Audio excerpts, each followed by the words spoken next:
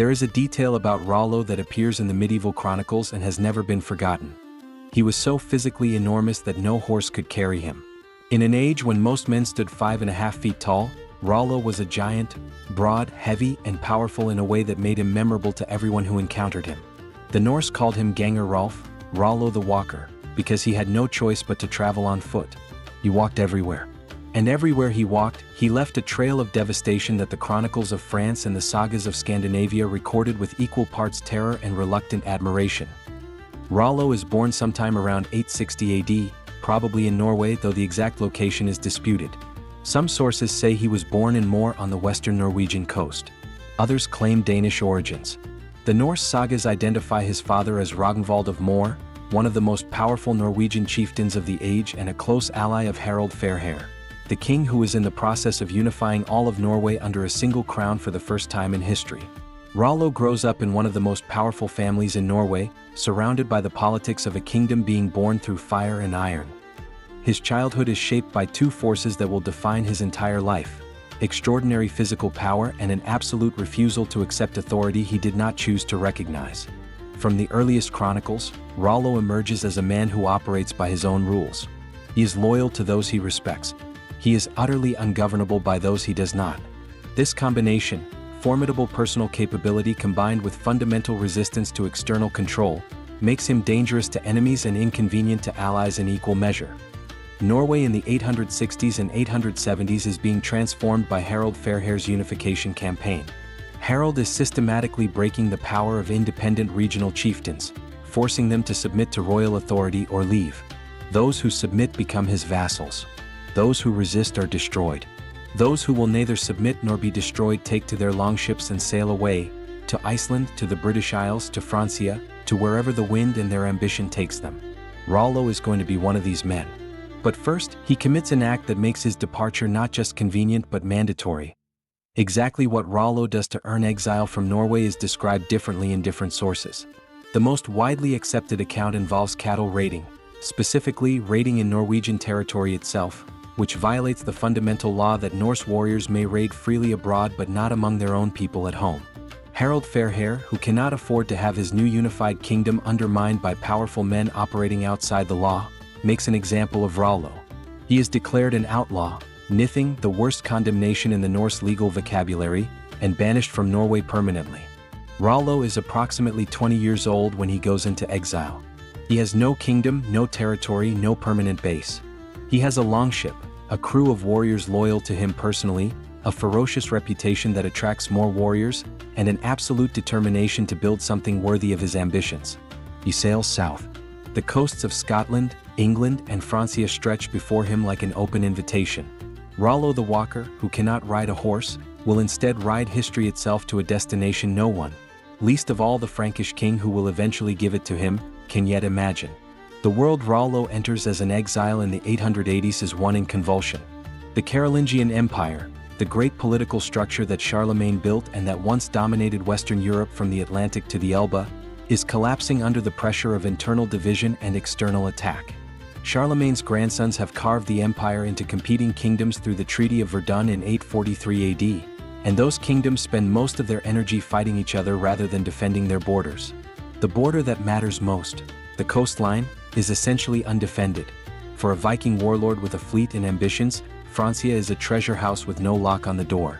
The rivers of northern France, the Seine, the Loire, the Somme, the Scheldt, are highways running deep into the richest agricultural land in Western Europe.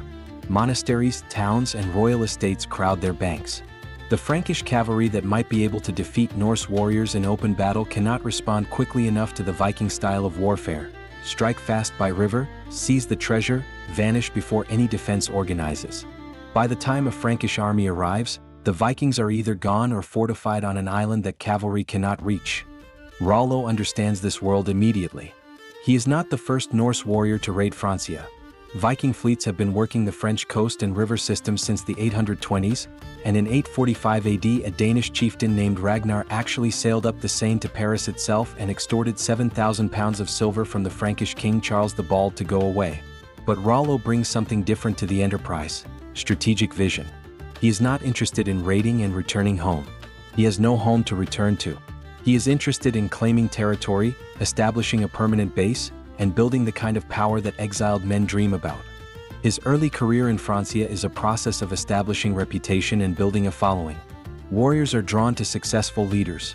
Men who win battles, distribute plunder generously, and protect their followers effectively. Rollo is all of these things. He wins, he shares, he protects. His force grows from a single ship's crew to a substantial fleet, attracting not just Norsemen but also Frankish outlaws, dispossessed warriors, and opportunists of every description who recognize that this enormous, ungovernable man has a gift for making his enemies poor and his followers rich. That he establishes a pattern of operations centered on the Seine Valley. The river becomes his territory in everything but name. Norse boats control the water, Norse warriors raid the surrounding countryside, and the towns and monasteries of the region exist in a state of permanent fear punctuated by the payment of tribute that buys temporary relief. Rouen, the largest city of the Upper Seine, becomes a frequent target and eventually something approaching a base of operations. The Normans, the Northmen, are not just raiding Francia. They are beginning to inhabit it. The Frankish response is a combination of military resistance, religious intercession, and payment. They build bridges across the rivers, at Paris critically, to block Viking ships. They pray with genuine desperation for divine protection. And they pay. The payment strategy works in the short term and fails catastrophically in the long term, for exactly the same reason it failed in England. Every successful tribute proves that payment is easier than defense, and every successful extortion recruits more Vikings to try the same strategy. By the late 880s, the Norse presence in Francia has grown from occasional raiding to something approaching permanent occupation of significant territories. The Siege of Paris in 885 to 886 AD is one of the defining events of the Viking Age in Francia. A military operation of extraordinary scale and duration that demonstrates both the ambition of Norse warfare and its ultimate limitations. Rollo is part of this force, though not its commander, and what he witnesses during the siege shapes his understanding of what Viking power can and cannot achieve. The fleet that assembles on the Seine in November 885 AD is the largest Norse force ever directed against Francia. The chronicles record 700 ships, a number that may be exaggerated but suggests a force of many thousands. The commander is Sigfred, a Danish chieftain, but the fleet represents a coalition of Norse leaders with their own forces and their own agendas. Rollo is among them with his own following, an experienced and capable subordinate commander. Paris in 885 AD is protected by two bridges spanning the Seine, the Grand Pont to the north and the Petit Pont to the south, which block the Viking fleet from sailing further upriver into the rich heartland of Francia. The city's defense is organized by Odo, Count of Paris, and Bishop Goslin, who between them represent everything the Frankish military and ecclesiastical establishment can muster. The city walls are strong, the garrison is determined, and the bridges, though constructed of wood and stone in various combinations, are formidable obstacles. The Norse fleet demands passage. Odo refuses. The siege begins. For 11 months, the Viking force throws itself against the defenses of Paris with a combination of military assault, siege engineering, and the patient pressure of starvation. They build siege towers, attempt to burn the bridges, fill sections of the river with debris to allow direct assault on the walls, and launch repeated attacks on every section of the fortifications. The defenders resist with equal ingenuity, dropping hot oil, launching artillery from the walls, making sorties to burn Viking siege equipment. What Rollo observes during 11 months of siege is a lesson in the limits of Viking power. The Norse warriors are individually superior fighters. Their fleet is overwhelming. Their determination is absolute. But Paris does not fall.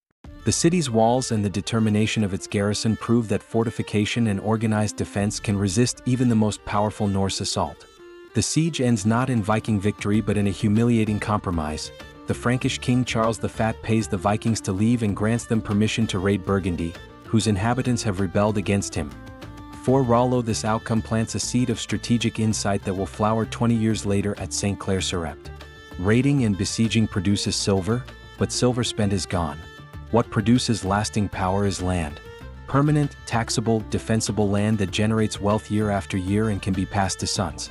The Frankish king has shown he will pay to make problems go away. The next step is to make himself so permanently present, so deeply embedded in the landscape of Francia, that the only way to make him go away is to formally give him what he already effectively controls. After the siege of Paris ends in 886 AD, the great Viking coalition dissolves. Different chieftains take their forces in different directions. Some to England, some back to Scandinavia, some to other parts of Francia. Rollo stays. The Seine Valley is his territory now in every practical sense, and he has no intention of abandoning it for the uncertainty of life elsewhere.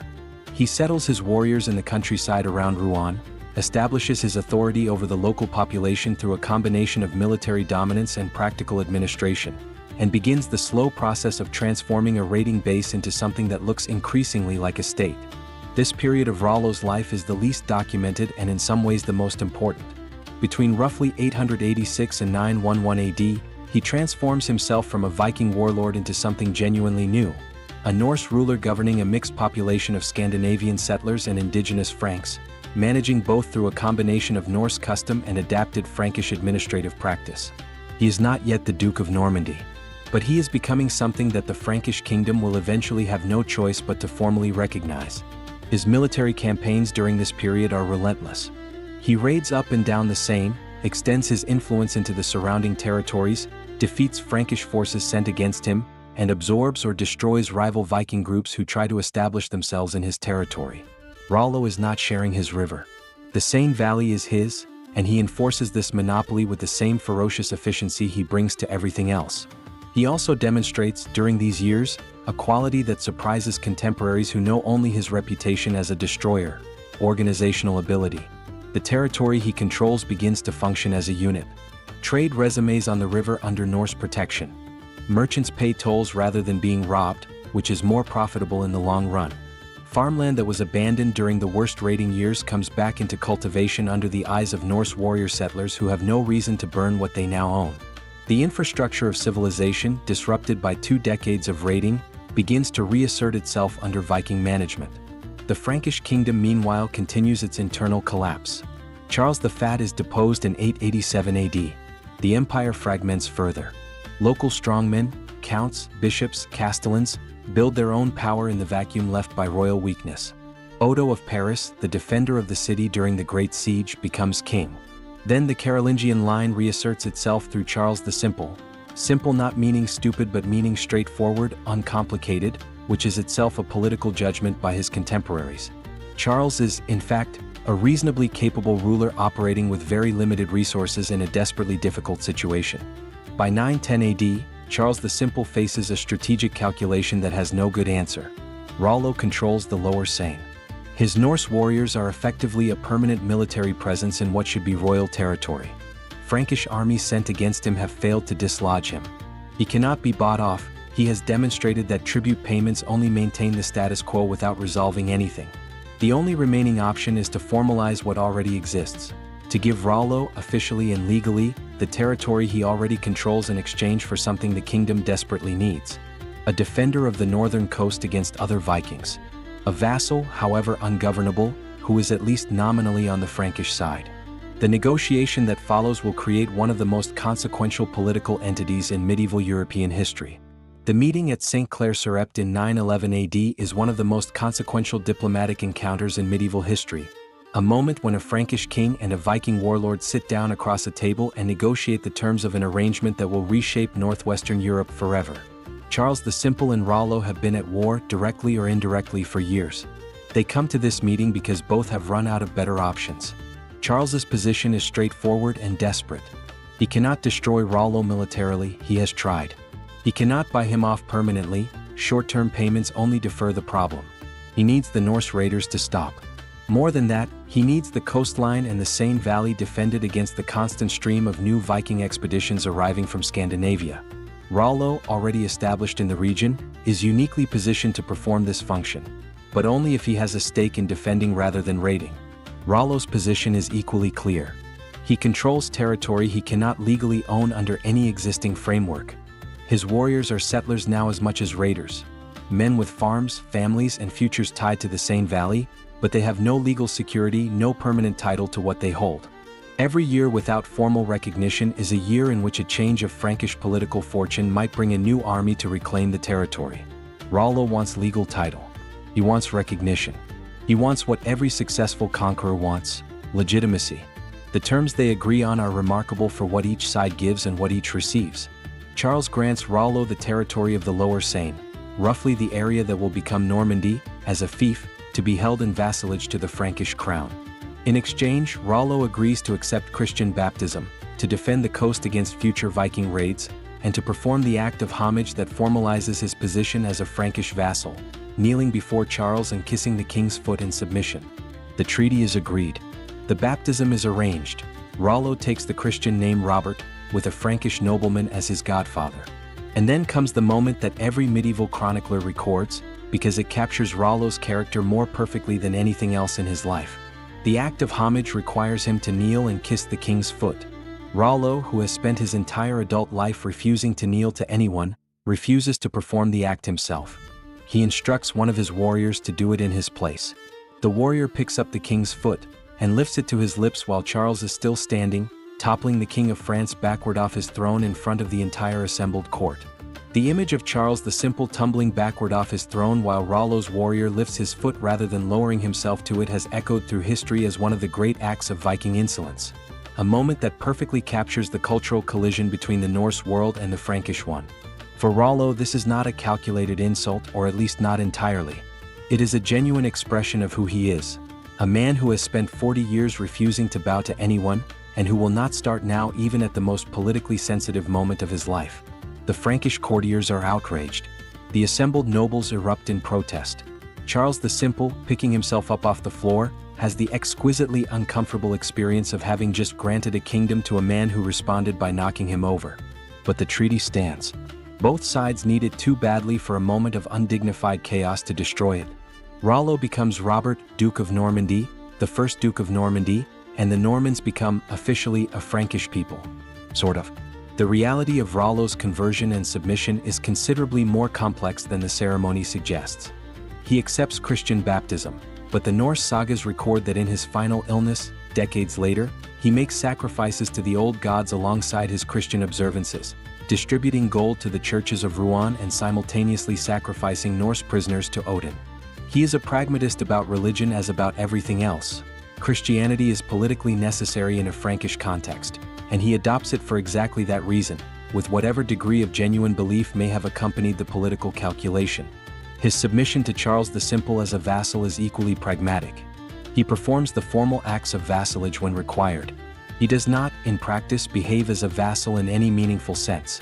He rules Normandy as an independent ruler, makes his own military and political decisions, and treats the theoretical supremacy of the Frankish crown as a diplomatic fiction that costs him nothing and provides him with legal cover for his possession of the territory.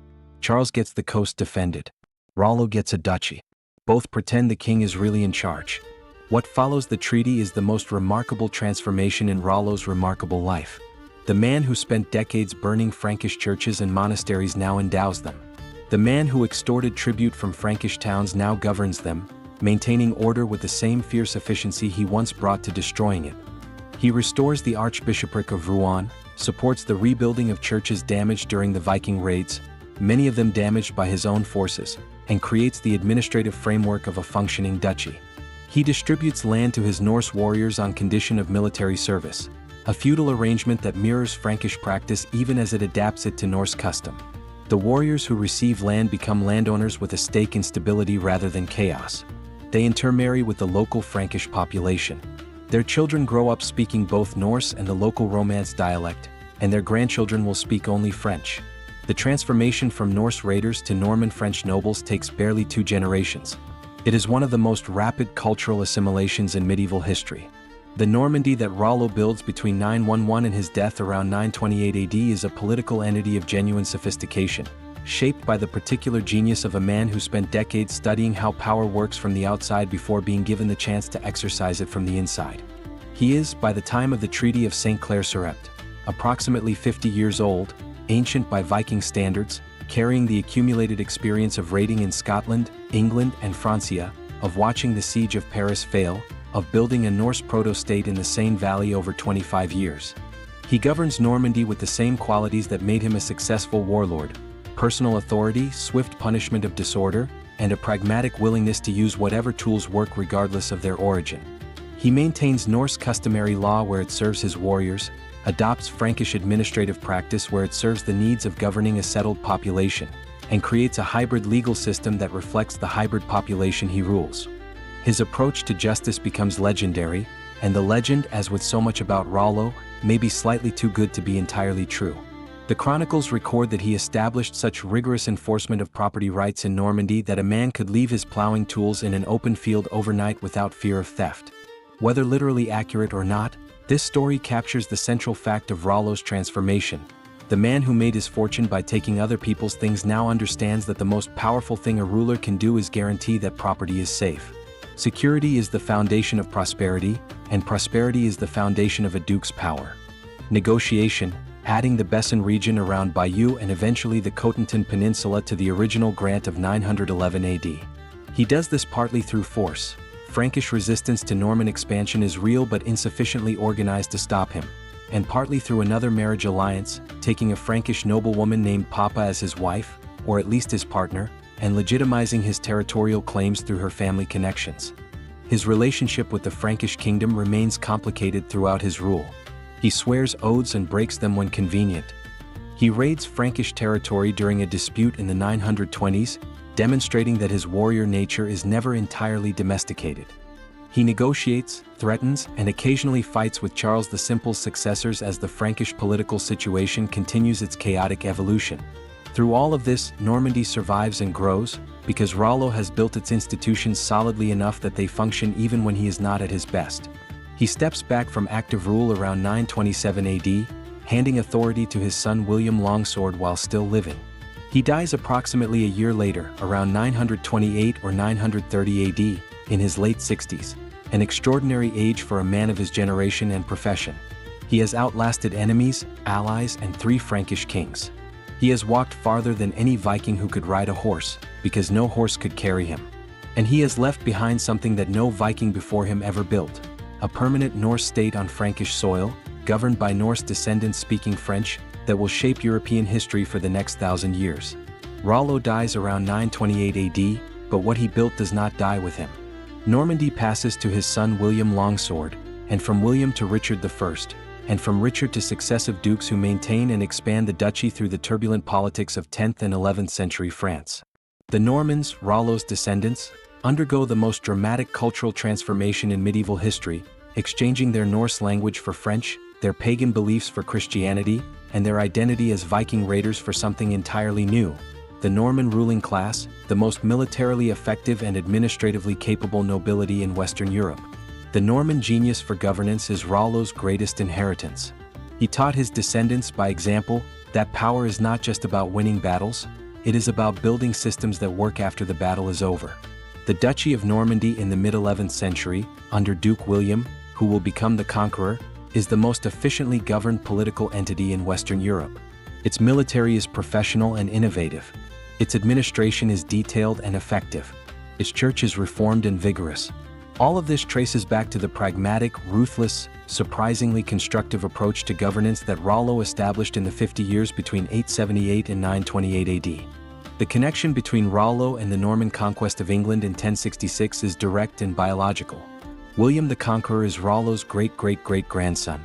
The army William leads to Hastings, the Norman knights who break Harold Godwinson's shield wall and end Anglo-Saxon England, are the military descendants of Rollo's Norse warriors, now armored differently, speaking French, fighting on horseback instead of on foot, but carrying the same ferocious determination and tactical intelligence that Rollo brought to the Seine Valley a century and a half earlier. The irony is complete and almost too neat. The Viking Age in England, which began with Norse raiders attacking from the sea, ends with Norse descendants attacking from Normandy. Harald Hardrada's defeat at Stamford Bridge ends the last purely Viking threat to England. William's victory at Hastings installs a Norse bloodline, Rollo's bloodline, on the English throne. England goes from Anglo-Saxon to Norman, but Norman means Northman and Northman means Viking. The conquest of 1066 is, in a very real sense, the Viking conquest of England finally completed, just in a form that nobody in 793 AD would have recognized. Rollo's descendants extend further than England. Through the complex marriage alliances of medieval nobility, his bloodline flows into the royal families of England, France, Scotland, and eventually most of the ruling houses of Europe. The man who was exiled from Norway for cattle raiding, who walked because no horse could carry him, who knocked the King of France off his throne at the most important diplomatic moment of his life, that man's blood runs through the veins of European royalty down to the present day. If you felt the power of Rollo's story, If the image of that enormous, ungovernable Viking walking out of Norwegian exile and building a dynasty that changed the world moved something in you, then leave a like. It takes 1 second. And subscribe to the Viking Valhalla, where every week we tell the stories that history almost forgot. The warriors, the kings, the exiles who refused to stay exiled, the men who walked when no horse could carry them and walked all the way into history. The next story is already coming. And it is just as brutal, just as brilliant, and just as impossible. Skål. Cross swords.